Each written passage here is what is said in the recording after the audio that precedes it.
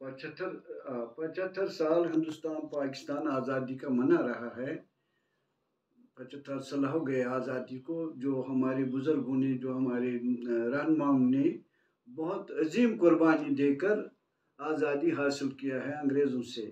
हिंदू मुसलमानों ने इकट्ठे एक आज़ादी का जंग लड़ा है, लेकिन बाई चांस कई चीज़ों के इस्तेमाल से, अंग्रेज़ों के हाथ से, कई लोगों के वास्ते से इस चीज़ में कामयाब हो गए अंग्रेज़ हिंदुस्तान के तकसीम को। लेकिन 75 साल के बाद भी आज भी हिंदुस्तान और पाकिस्तान में बाहर के इशारे पर ही हुकूमतों का उधर इधर होता है, कोई फसादात होते हैं जो बाहर के ही इशारे पर आज भी मुल्क में फसादात होते हैं। हुकूमतें बदलती हैं, जैसे अभी हमने पाकिस्तान में देखा है, बाहर के इशारे पर ही हुकूमतें भी बदल गई। इसी तरह से हमारे मुल्क में, हिंदुस्तान में अफरा तफरी दूसरे चीज़ आज भी हिंदुस्तान को बाहर की एजेंसी चैन से नहीं बैठने देती है।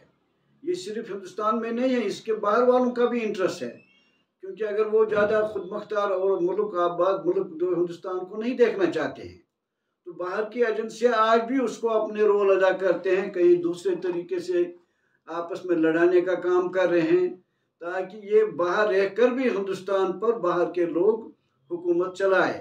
पाकिस्तान, हिंदुस्तान पर, बांग्लादेश पर बाहर के लोग हुकूमत चला रहे हैं। तो ये पूरी दुनिया में हो रहा है। जो यूक्रेन में यही हो रहा है, ताइवान में भी यही हो रहा है। बाहर के जो बड़े देश है वो अपना मुफाद के लिए पूरी दुनिया को आपस में लड़ा रहे हैं, तो ताकि उनका मुफाद पूरा हो जाए।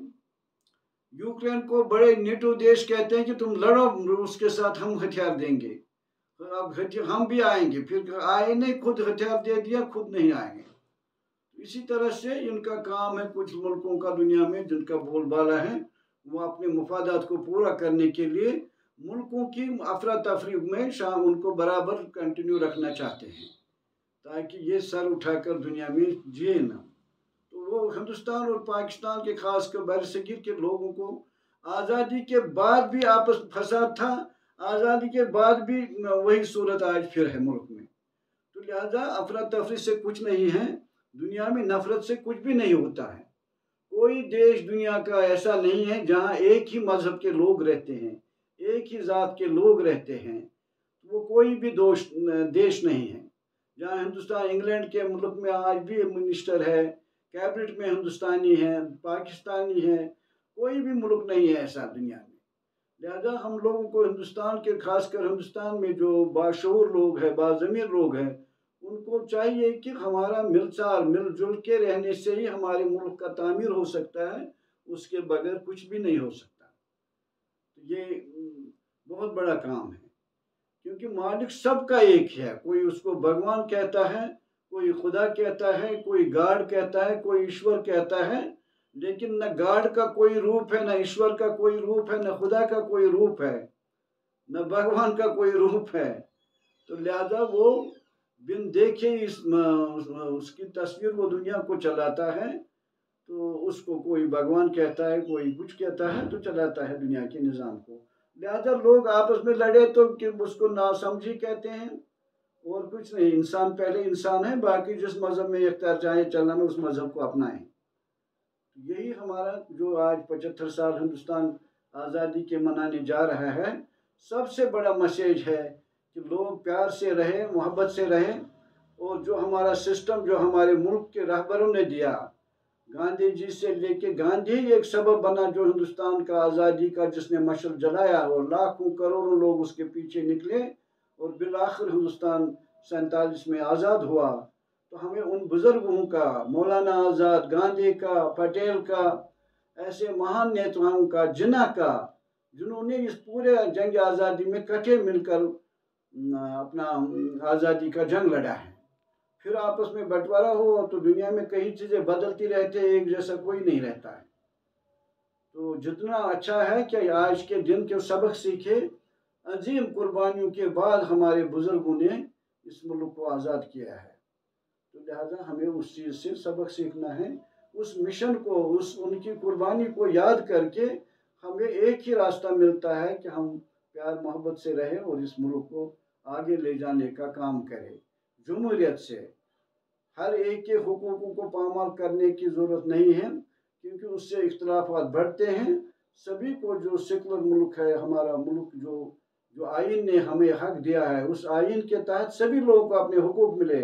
बल्कि वक्त का तकाजा है यूनाइटेड हिंदुस्तान बनाया जाए, जो पहले भी डिमांड थी, क्योंकि हिंदुस्तान तब 45 करोड़ का था, आज 125 करोड़ है। हम इसको पकड़ कर खींच नहीं सकते हैं, ज़बरदस्ती कहीं पर चला नहीं सकते हैं। ये सबसे बड़ी बात है। कुदरत एक का है, तो वो कहता है तू आ ज़मीन आसमान मान, जैसे मैंने एक नज़्म में लिखा है, तो ज़मीन आसमान मांग मैं दूंगा तुझे, तू मेरी तरफ आ,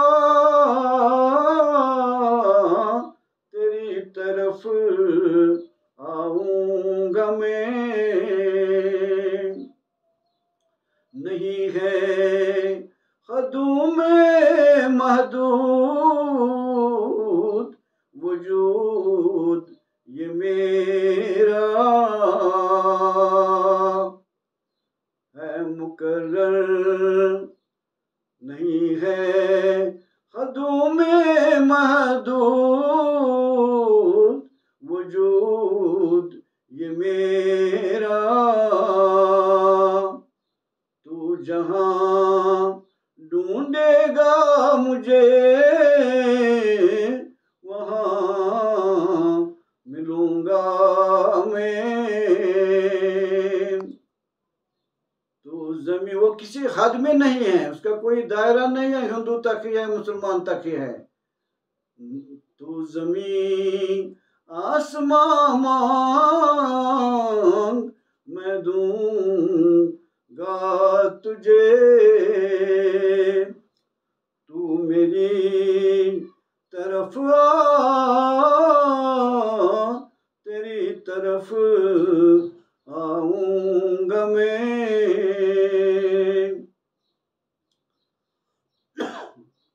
नहीं है गर्दिश में